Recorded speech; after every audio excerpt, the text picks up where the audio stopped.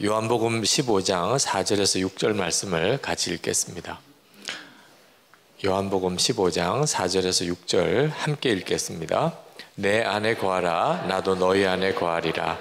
가지가 포도나무에 붙어있지 아니하면 스스로 열매를 맺을 수 없음 같이 너희도 내 안에 있지 아니하면 그러하리라. 나는 포도나무요 너희는 가지라. 그가 내 안에 내가 그 안에 거하면 사람이 열매를 많이 맺나니 나를 떠나서는 너희가 아무것도 할 수 없음이라. 사람이 내 안에 거하지 아니하면 가지처럼 밖에 버려져 마르나니 사람들이 그것을 모아다가 불에 던져 사르느니라. 아멘. 60이 넘으신 어느 장로님께서 중동 지역의 선교사로 가시기로 결단하시고 마음에 두려움이 오셨어요. 그러니까 늘 그런 하나님의 부름이 있었지만 막상 결단하시고 나니까 잘할 수 있을까? 나 같은 사람도 쓰임 받을 수 있을까? 어디로 가야 되나? 무엇을 할 수 있을까? 여러 가지 문제로 마음에 갈등이 많으셨어요. 그런데 기도 중에 주님이 한 말씀으로 문제를 푸셨어요. 나를 따르라. 제자들을 부르실 때 주님은 그 한마디로 제자들을 부르셨잖아요. 제자들은 모든 거 다 내려놓고 어디로 가야 될지 무엇을 해야 될지 아무 생각 없이 그냥 주님을 따랐어요. 주님 따라가는 것이 부름이었어요. 갑자기 그게 마음에 그렇지. 내가 예수님만 따라가는 거지. 예수님의 제자는 그런 부름이지. 모든 무거운 짐, 고민 다 없어졌어요. 그냥 나는 주님만 따라갈 거야. 주님이 그 중동으로 나를 이끄시니 나는 가는 것뿐이야.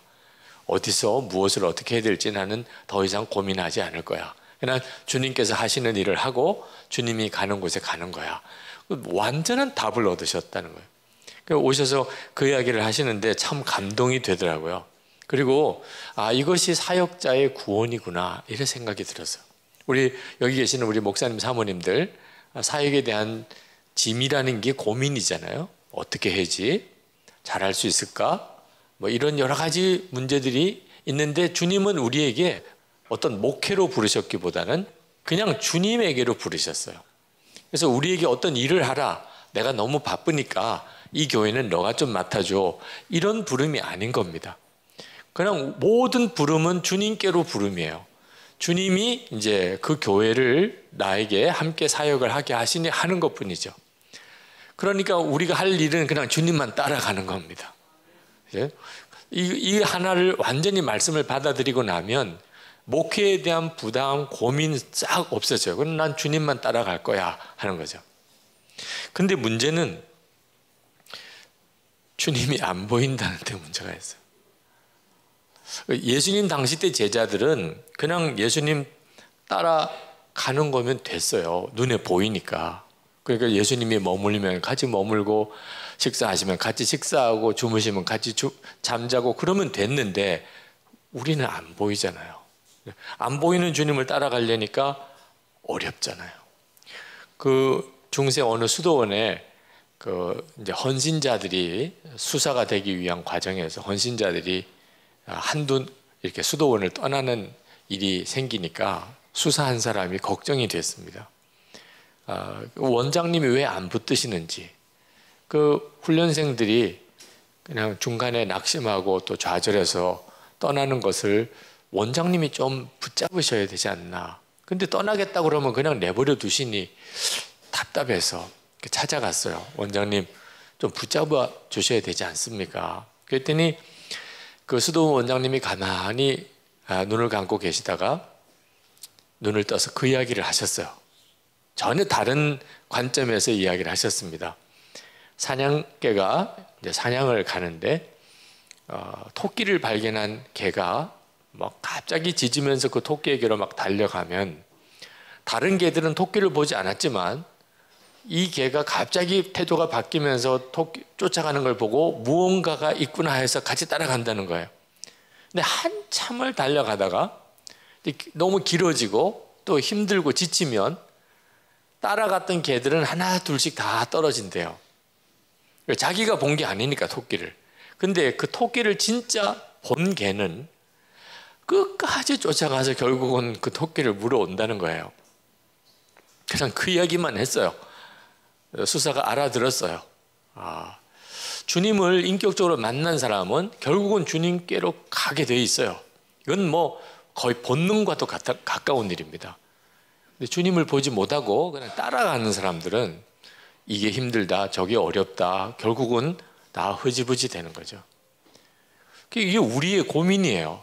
우리가 예수님을 눈으로 계속 볼 수 있다면 우리 사역은 완전히 달라지게 됩니다. 근데 안 보이는 주님을 바라보고 따라가려니 이게 한두 가지가 고민이 아닐 거죠.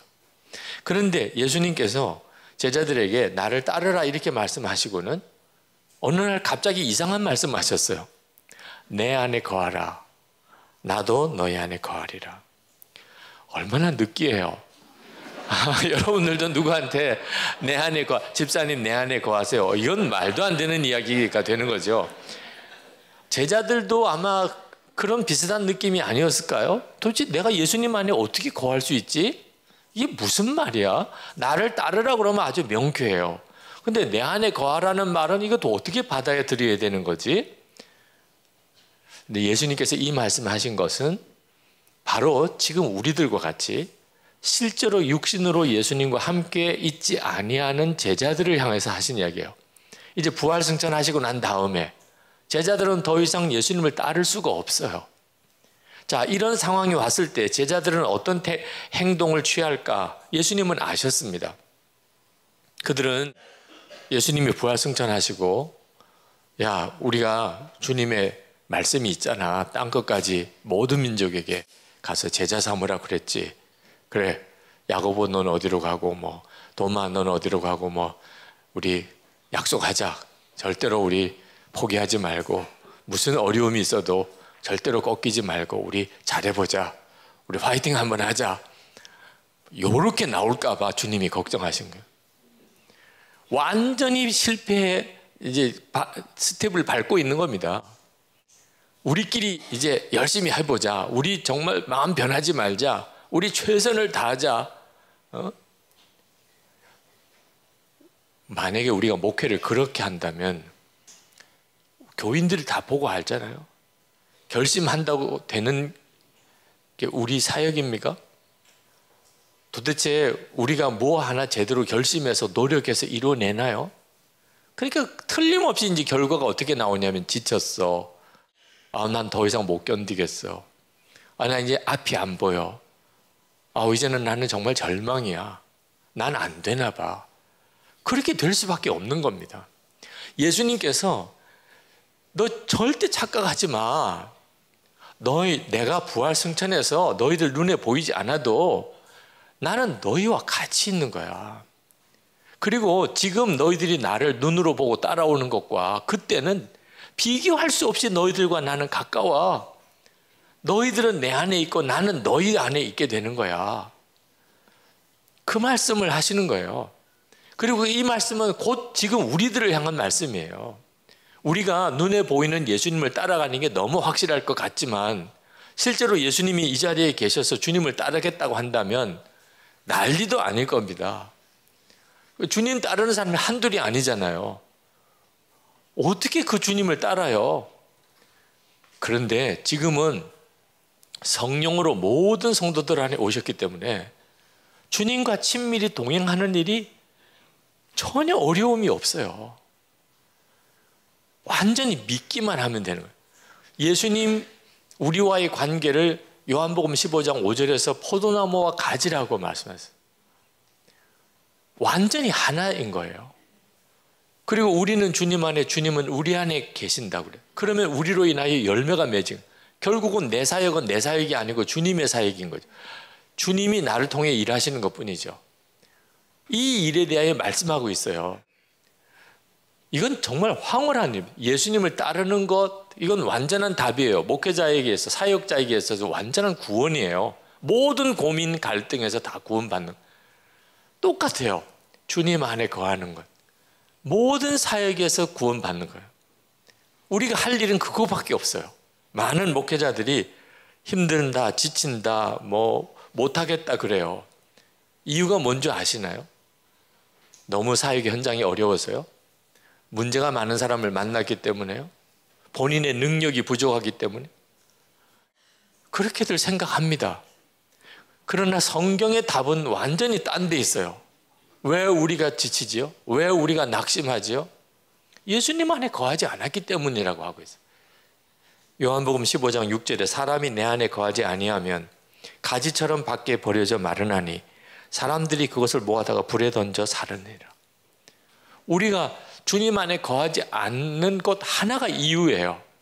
그것 때문에 주님은 역사를 못 하시는 거예요. 우리가 주님 안에 거하면 주님이 우리 안에 거하신다. 그렇게 순서를 말씀하셨어요. 먼저 우리가 주님 안에 거하면 주님이 우리 안에 거하시는 거예요. 예수님과 온전한 연합, 이건 우리에게 정말 실제예요. 그냥 신학적인 어떤 주제가 아닙니다. 실제로 우리의 삶에 있어서 가장 현실의 문제고 중요한 일이에요. 1678년 17세기죠. 영국의 헨리 스쿠걸이 인간의 영혼 안에 계신 하나님의 생명이란 소책자를 썼습니다. 인간의 영혼 안에 계신 하나님의 생명. 이게 요한 웨슬레를 완전히 뒤집어 놓은 거죠. 조지 휘필드도. 그 헨리 스쿠걸이 그 책에서 이렇게 말합니다. 진정한 복음을 이해하는 사람이 너무나 적다는 거예요. 많은 사람이 기독교의 본질을 정통신앙과 교리에 두거나 이런 분들이 있어요. 정통신앙과 교리를 생명처럼 생각하는. 그 귀해요. 그러나 본질은 거기에 있는 게 아니에요. 또는 도덕적인 행위, 종교적 도덕적 행위에 이런 분들도 있어요. 또는 황홀하고 뜨거운 감정적 체험에 있는 줄 안다. 이런 분들도 있어요. 무슨 성령의 체험을 강조하는 거죠. 그런데 헨리 스쿠걸은 기독교의 본질은 영원히 하나님과 연합하는 것, 우리 안에 이루어지는 그리스도의 형상이라. 이 책자로 요한 웨슬레 목사님이 내 안에 계신 성령님, 우리에게 오신 성령님에 대해 눈이 뜨인 거예요. 그리고 영국이 뒤집어지죠. 감리교회가 만들어지게 됩니다. 우리의 문제는 이 점을 명확히 모르고 있다는 겁니다. 뭐 모른다고 표현하는 거죠. 어폐가 있죠. 지식적으로는 뭐 다 완벽하게 알지만 실제적인 체험이 안 된다는 겁니다. 예수님 안에 거하고 주님이 내 안에 거하는 것에 대해서 실제적인 체험이 안 되는 거예요. 도대체 예수 동행 일기는 왜 쓰나? 교인들이 묻더라고요. 목사님 왜 자꾸 우리 보고 일기 쓰라고 하세요? 목적은 딱 하나입니다. 예수님 부활 승천하시고 성령이 임하셔서 초대교회가 생겼습니다. 그때 당시에 주님의 제자들 사도들과 초대교회 성도들이 주님의 임재하심을 아주 강하게 느끼면서 그들은 그 어려운 여건에서 하나님의 역사를 이루어냈어요. 그들이 살아낼 수 있는 것 자체가 사실 기적이죠. 어떻게 그게 가능했죠? 주님이 그들과 함께 계셨음을 그들이 믿었기 때문에. 그러니까 죽음 현장도 그들을 막을 수가 없었어요. 주님이 함께 계시는 그 확신은요, 순교의 두려움도 뛰어넘게 해줘요. 스데반이 그 증거잖아요. 우리도 그렇게 믿게끔 되어져 있다는 거죠, 저는. 그게 어찌 성경에만 나오게 돼 있을까요? 지금 우리도 예수를 믿으면 그렇게 믿어야 맞잖아요. 그렇게 믿을 수 있도록 성도들을 정말 돕고 싶은 거였어요. 예수님 안에 거하는 삶, 그 가장 중요한 이제 도전을 주는 사람 중에 하나가 로렌스 형제입니다. 뭐 익히 다 알고 유명한 분이죠. 17세기 프랑스 파리 근처에 있는 가르멜 수도원, 거기에 38살의 나이에 전쟁에 나갔다가 다리를 다치고 장애인이 되어서 수사가 되겠다고 들어갑니다. 그런데 그 수도원에서 이 장애인이고 38살이 넘은 이 로렌스 형제를 딱이 어디다가 이렇게 사역을 맡기기가 그러니까 이제 주방에다가 주방 사역을 하게 합니다. 30년, 그 수도원에서 30년을 주방 사역만, 밥하고 설거지하고 식당 청소하는. 그런데 그 수도원에서 가장 행복한 사람이 있어요. 가장 행복해요. 이유는 딱 하나, 하나님의 임재하심을 너무나 놀랍게 눈이 뜨였기 때문에. 하나님의 임재하심에 눈이 뜨이고 나니까 이게 뭐 말씀 사역인지 주방 사역인지 그게 아무 의미가 없어졌어요. 그냥 설거지하고 밥하는 게 거룩한 말씀 사역과 똑같다고 생각이 들어요. 주님의 임재하심 속에서 하니까 모든 게 다 거룩한 일이에요. 루이 12세가 그 가르멜 수도원을 찾아와서 이 주방 담당 수사인 로렌스를 찾아가지고 질문했어요. 행복의 비밀이 뭐냐? 그때 당시 황제예요. 장애인이고 그리고 주방 사역을 하는 이 수사에게 행복의 이유를 묻는 거예요. 이런 아이러니가 있습니까? 그는 매일매일이 황홀했어요. 주님을 바라보는 눈이 뜨이면 이렇게 된단 말이에요. 우리는 그 가르멜 수도원의 원장 누군지 몰라요. 그 로렌스 수사보다 더 상급 지위에 있던 수사들 우리는 전혀 몰라요. 로렌스 형제는 알아요. 이게 얼마나 놀라워. 책 하나 쓰지 않았어요.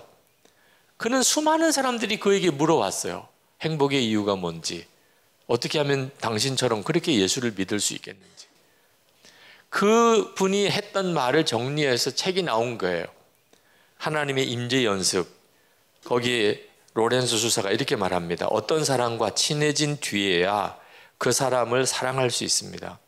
그리고 어떤 사람과 친해지려면 그 사람을 자주 생각해야 합니다. 마찬가지입니다. 하나님을 사랑하려면 먼저 하나님을 자주 생각해야 합니다. 그리고 그렇게 하나님을 사랑하게 되었을 때 우리는 하나님을 더욱 자주 생각하게 될 것입니다. 우리가 귀히 여기는 곳에 우리 마음도 있는 법이기 때문입니다. 하나님을 계속 생각하십시오. 하나님을 생각하는 것이 많은 분들이 그게 뭐 그렇게 중요해? 라고 이야기를 합니다. 그렇지 않습니다. 결국은 내가 무슨 생각을 계속 하느냐에 따라서 내 삶이 결정되니까요.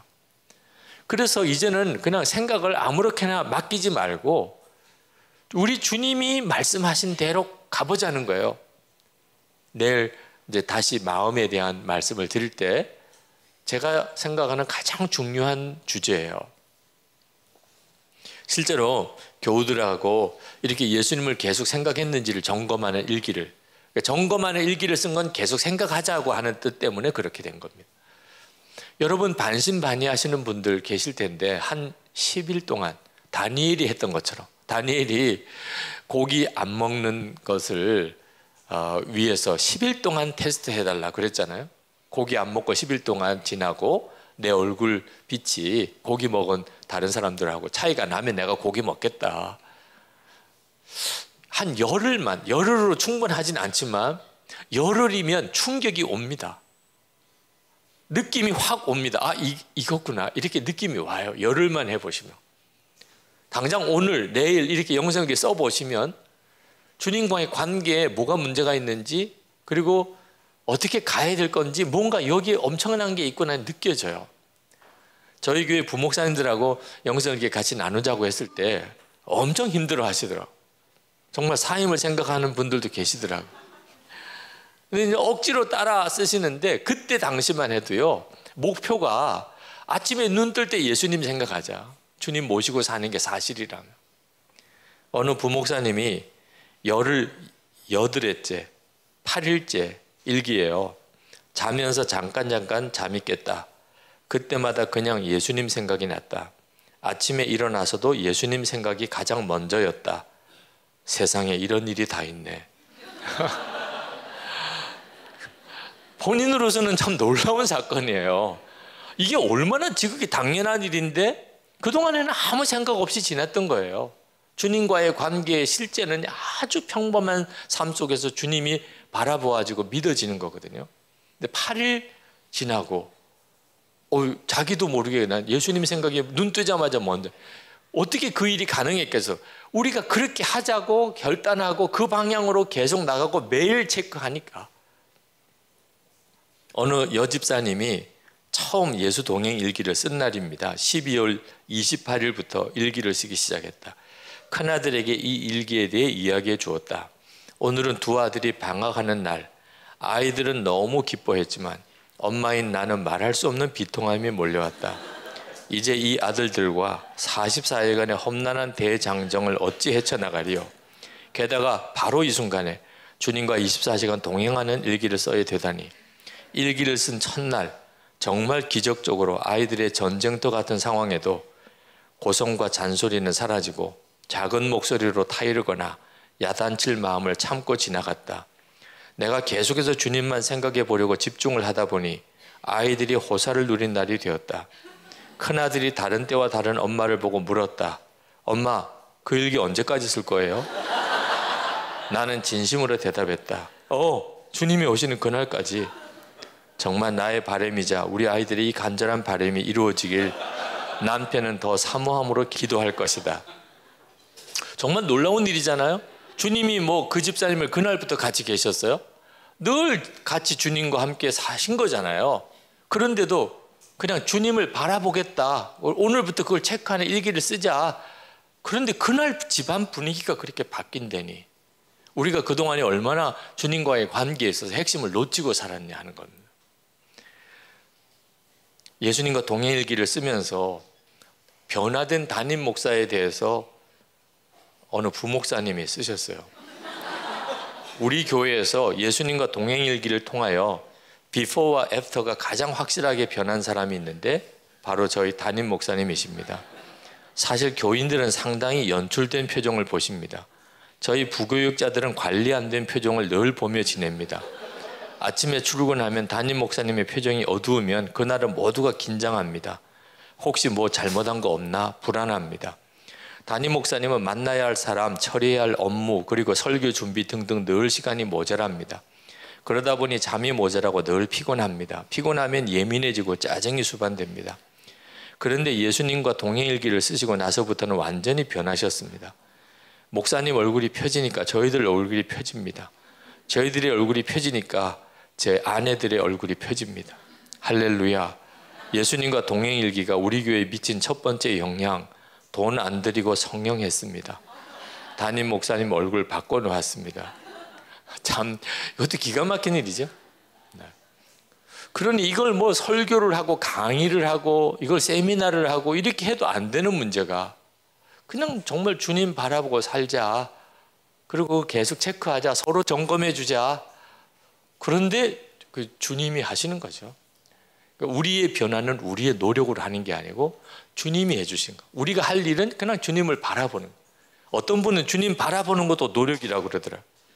제발 이제 그렇게 이야기 안 하면 좋겠어요. 주님을 바라보는 것을 노력이라고 막 이런 식으로 따지는 것은 제가 보기에는 무의미하다고 싶어요. 그죠? 해가 있는데 내가 이렇게 등지면 그늘밖에 안 보이잖아요. 그래서 내가 그 해를 향하여 돌아서는 것을 그걸 어떻게 노력이라고 하나요? 그죠? 이건 정말 당연한 반응이죠. 교회 성도들 안에 변화가 뚜렷하게 일어나는 거예요. 지난 7년 동안 저희 교회 목회의 기쁨은 성도들이 변화를 보는 겁니다. 어떻게 저렇게 바뀌지? 만나면 하는 이야기예요. 바뀌었다고, 삶이 바뀌었다고. 담임 목사인 저와 우리 부목사님 일기 같이 나누고 살아요. 장로님들하고 일기 같이 나누고 살아요. 처음에는 그렇게까지 할 수 있으리라고 생각 못 했어요. 우리 여기 장로님들도 와 계신데 장로님들하고 일기를 같이 나눠요. 매일. 부목사님들 때때로 속을 모르겠어요. 웃기는 하는데 그 속이 어떤지는 알 수가 없어요. 아마 우리 부목사도 저를 보면 똑같이 느낄 거예요. 속을 모르겠어 저 사람. 이러지 않겠어요? 사람이 어떻게 남의 속을 알아요? 장로님들과의 관계도 똑같아요. 우리 장로님들의 속을 모르겠어 어떤 때는. 아마 장로님들도 담임 목사인 저를 보고 그러셨겠죠. 그런데 일기를 같이 나누다 보니까 이제는 왜 저런 얼굴인지, 오늘 새벽에는 왜 못 나왔는지 이제는 다 알겠어요. 물어볼 필요도 없어요. 전에는 이렇게 한 3박 4일 우리 수련회 갑시다. 가서 이제 같이 뒹굴고 먹고 자고 그러면서 이제 속 이야기도 하고 그때서야 이제 속 이야기가 터져 나오는 거죠. 얼마나 좋은지. 그런데 돌아와서 이제 또 한 주, 한 달 지나고 나면 또 옛날로 돌아가요. 속을 모르겠어 서로가. 이걸 해마다 반복했거든요. 근데 이제는 그냥 매일 알아요. 매일. 서로 일기를 같이 보면서 그분은 이렇게 사시구나. 이게 고민이구나. 저것 때문에 어렵구나. 이게 정말 너무 놀랐잖아요. 교회 분위기가 안 달라질 수가 없잖아요. 네. 소그룹 공동체, 우리 교회 안에 이제 뭐 사역 팀들, 전에는 그 팀이 뭔가 이렇게 다 하나가 되려면 뭔가 노력이 있어야 되잖아요. 팀을 하나로 만들기 위한. 근데 지금은 뭐 일기를 같이 나누고 사는 거예요. 뭐 어느 교회 행사에 팀으로 모였다. 그러면 바로 일기방 나눈 방이 형성되는 거예요. 같이 봉사하고 섬기면서 그분들이 실제로 어떤 삶의 현장 속에서 주님과 동행하고 사는지를 서로 나누는 중에 이렇게 사역을 위해서 만났는데 얼마나 친한지, 어제도 그제도 무슨 일을 어떻게 겪으면서 살았는지를 아니까. 그러니까 이제 만나서 뭐 교제하고 이럴 시간 필요 없어요. 그냥 사역으로 바로 투입이 돼도 그냥 너무 좋은 거예요. 저는 교회가 예수님이 주인이시라고, 이 엄청난 명제, 교회는 예수님이 주인이시잖아요. 이것처럼 안 믿어지는 게 없잖아요. 교인들에게 물어봐요. 우리 교회 주인 누구냐? 그러면 정답 찾기, 우리 한국 교인들은 정답 찾기 선수라 다 큰 소리로 예수님 하지만 실제로는 마음에 아유 담임 목사가 주인이지. 그게 현실이거든요. 어린 애들한테 물어보면 알아요. 우리 교회 주인 누구냐? 담임 목사님이죠. 금방 나와요. 어린 애들은.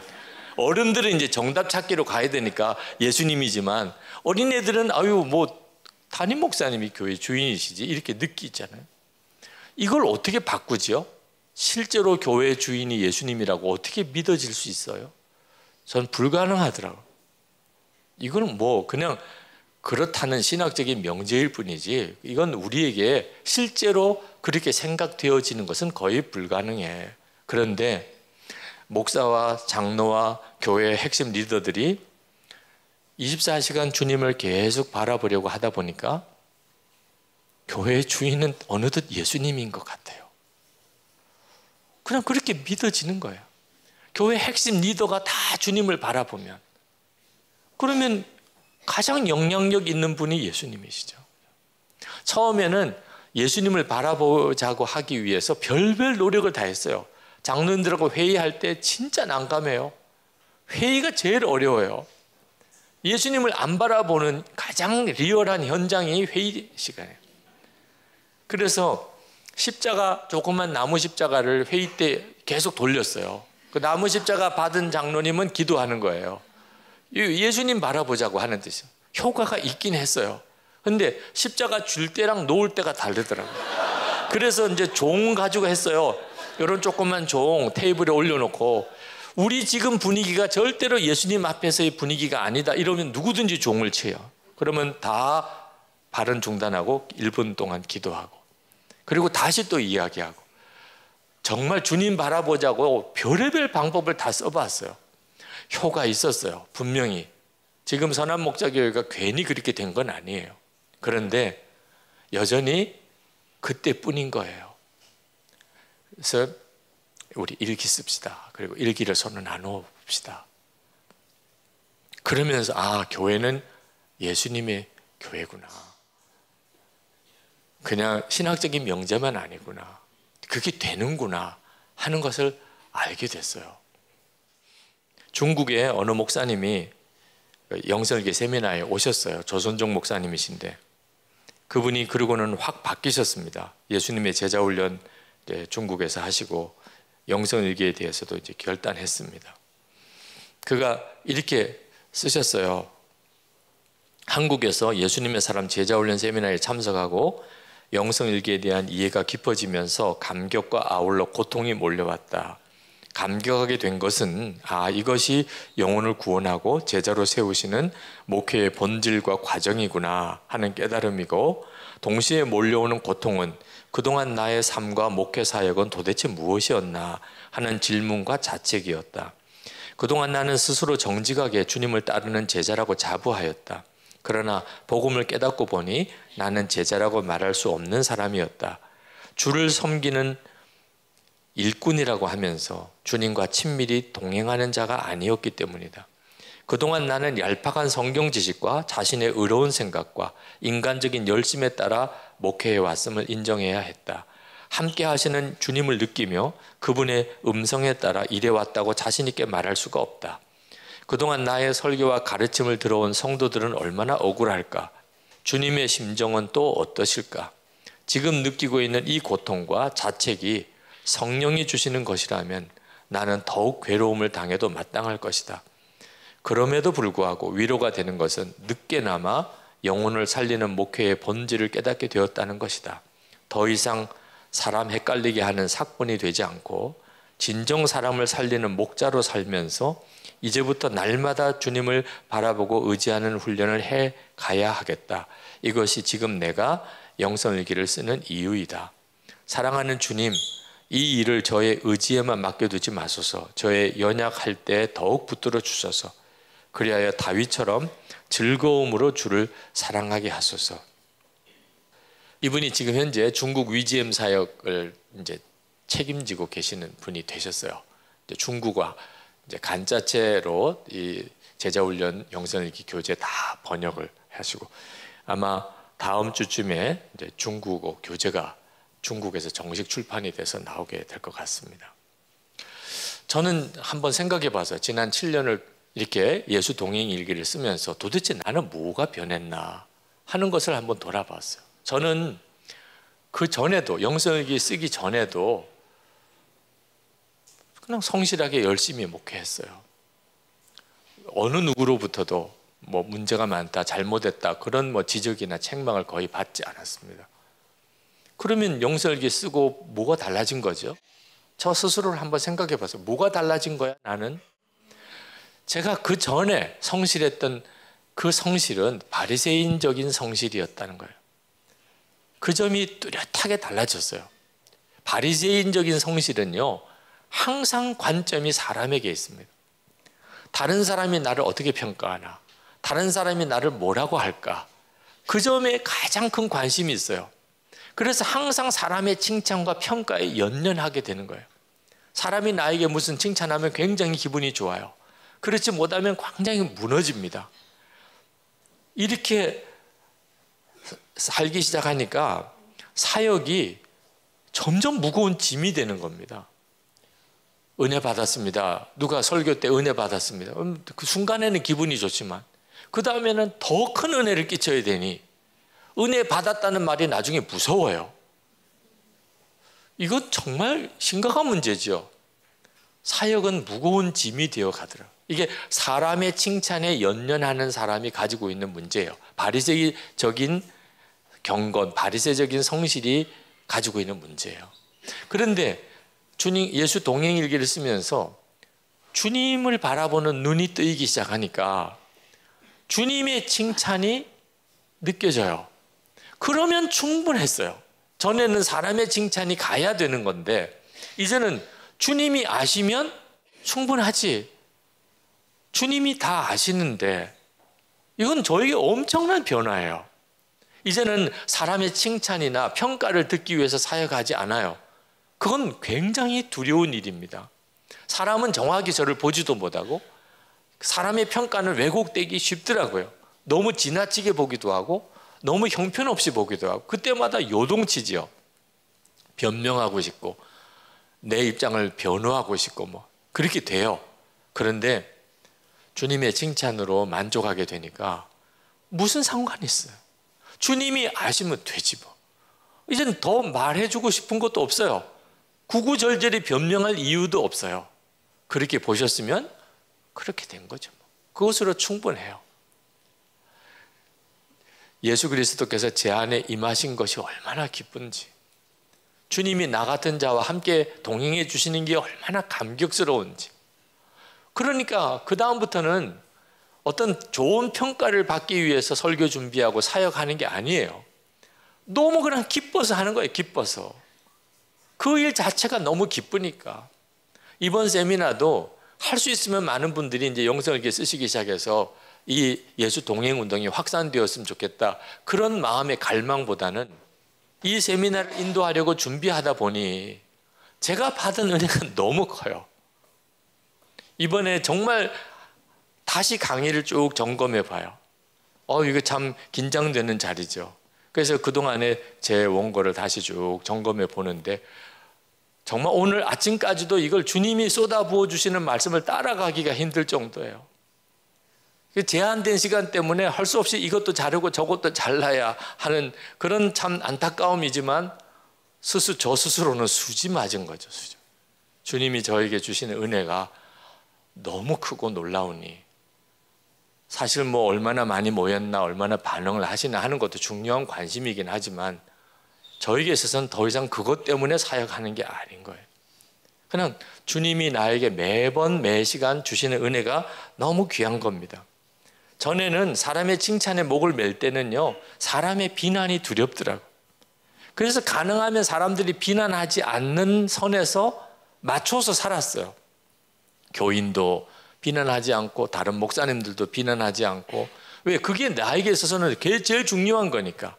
그러다 보니 문제가 뭐냐면 하나님이 기뻐하시는데 사람은 싫어하는 일을 못해요. 하나님이 기뻐하시지만 사람이 싫어하는 일 자신 없어요. 하나님이 이렇게 하라고 하시는 게 명확한데 못해요. 왜? 사람의 비난이 무서우니까. 그러니 온전한 종 아니죠.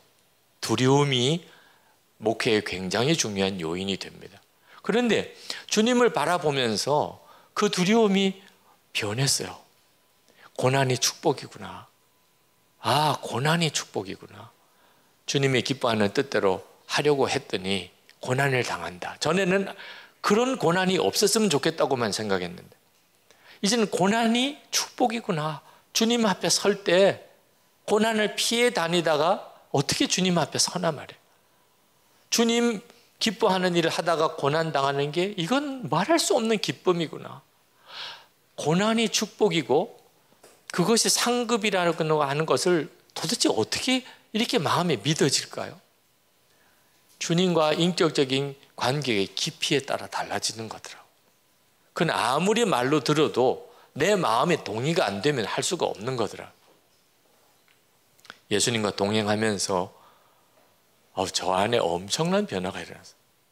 그러니까 지난 7년 동안이 지난 55년 동안 제 삶을 완전히 바꿔놓은 거예요. 더 놀라운 변화가 지난 7년 동안에 일어났어요. 저희 둘째 딸이 고등학교 들어갔을 때 입시 스트레스 때문에 어느 날 막 울고 있는 거예요, 방에서. 제가 퇴근하고 들어오니까 제 아내가 하영이 방에 좀 가서 기도해 주고 오라고. 가보니까는 침대에 쭈그리고 앉아서 울어요.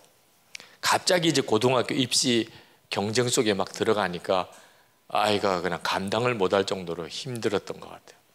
그래서 저희 딸에게 머리에 손을 얹고 하나님, 우리 하영이에게 힘을 주세요. 함께 하시는 주님, 우리 하영이를 눈을 열어서 지금이 얼마나 감사한 일인지 하나님이 함께 하셔서 절대로 두려워하지 말게 하시고, 그래서 이 고3 생활 1년 동안 정말 아름다운 추억이 되게 해주세요. 그렇게 제가 기도를 했으면 아빠 너무 감사해요. 아빠가 어느 학생 보고 기도하시겠어요. 나는 딸이니까 아빠가 이렇게 기도를 해주시네요. 위로가 됐어요. 힘이 됐어요. 제가 잘해볼게요. 이래야 되잖아요.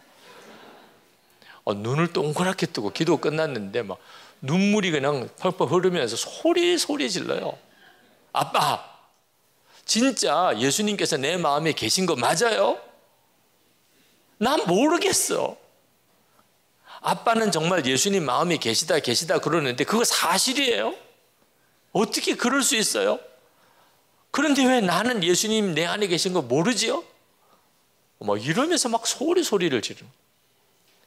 그때 우리 교인들도 말은 안 하지만 이렇게 소리 지르겠구나.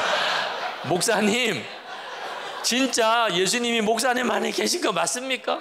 우리 안에도 있는 거 맞아요? 설교는 그렇게 하시는데 난 모르겠어. 뭐 이럴 것 같아요.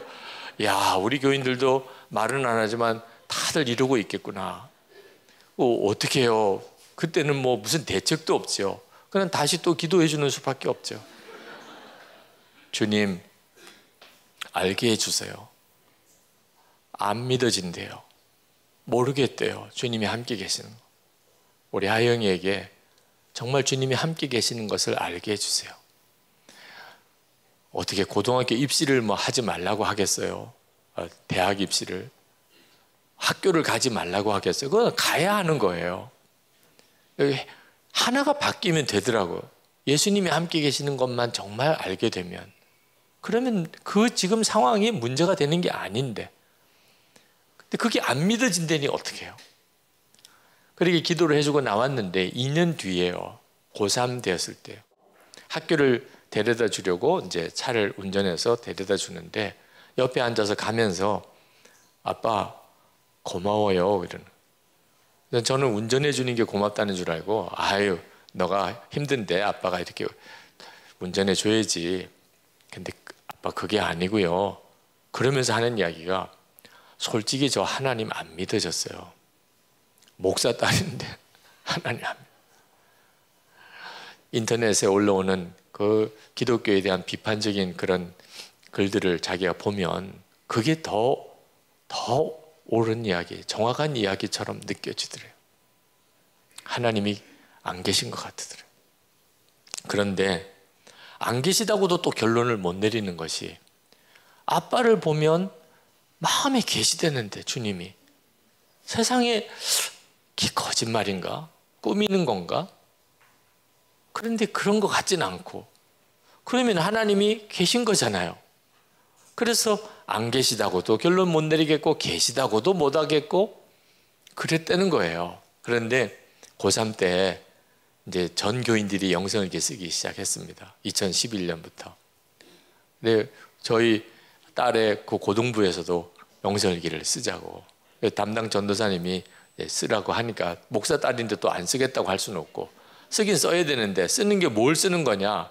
주님 생각했냐 하는 걸 쓰는 거니까 아침에 눈 떴을 때 주님 생각했냐? 학교 갈 때 생각했냐? 공부하면서 생각했냐? 그러니까 뭐 아니었다, 뭐 오늘 주님 생각 못하고 살았다 이렇게 하면서도 쓰는 거죠. 그런데 본인이 놀란 거예요. 쓰다가. 아니 내가 무슨 생각을 하는 거지? 이런 생각이 왜 드는 거야? 이거 예수님이 내 마음에 계신 건가? 자기가 생각하고 있는 것 중에 스스로도 놀랄 정도로 이건 주님이 말씀하신 거잖아. 주님이 내게 말씀하시는 것이 갑자기 주님이 내게 말씀하시네. 내 안에도 역사하시네. 그걸 써보니까 본인이 알겠더라는 거예요. 그리고 본인이 놀랐어요. 주님이 나를 알고 계시고 내게 말씀하시고 그리고 내 안에 역사하신다는 것이 이제는 믿어진다는 거예요. 그게 고맙다는 거예요. 학교 내려다주고 돌아오는데 정말 눈물이 나더라고요. 차 길가에다가 세워놓고 한참을 울면서 하나님께 감사 기도를 드렸어요. 여러분 목사 자녀들이 의외로 신앙의 방탕한 길로 가기가 쉽습니다. 왜냐하면 설교하는 아빠와 실제로 집에서 사는 아빠가 다르게 보일 수도 있거든요. 그러니까 오히려 신앙적으로 더 깊은 좌절에 빠져요. 아닌가 봐. 예수님 진짜가 아닌가 봐. 하나님은 안 살아계신가 봐. 살아계시다면 우리 아빠 엄마가 목사와 사모인데 저렇게 돈 얘기만 할 수는 없잖아. 말은 안 해도요 아이들이 다 마음에 가짜야. 완전 사기꾼이네. 아빠의 비밀을 난 다 알고 있어. 폭로할 거야. 이럴 수도 있는 거거든요. 그런데 하나님에 대해서 완전히 믿음을 잃어버릴 상황인데 믿음을 지켰다고 그걸 아빠를 보고 그랬다고 하니 세상에 이보다 더 기쁠 일이 어디 있어요. 근데 저희 딸이 어떻게 그럴 수 있었을까? 도대체 내가 뭐길래 주님을 계속 바라보려고 하고 항상 주님을 생각하려고 했던 것을 본 것뿐이에요. 그걸 그냥 본 거라니까. 제가 늘 주님 생각하고 주님을 바라보고 그것을 계속 하고 싶어서 매일 저녁에 하루가 끝나고 나면 오늘은 어떻게 살았나 점검하고 기록하고 마무리하는. 그게 그렇게 놀라운 건가? 근데 저에게도 놀라운 은혜지만 저희 딸에게까지 그 영향이 가니 얼마나 감격스러운지 몰랐어요. 예수님 안에 거하는 것은 정말 놀라운 일입니다. 이것은 주의 종들에게 주님이 정말 강권하신 거예요. 주님 안에 거하지 않으면 완전히 우린 메말라져 버립니다. 메마름은 원인이 거기에 있다는 거예요. 주님과의 관계.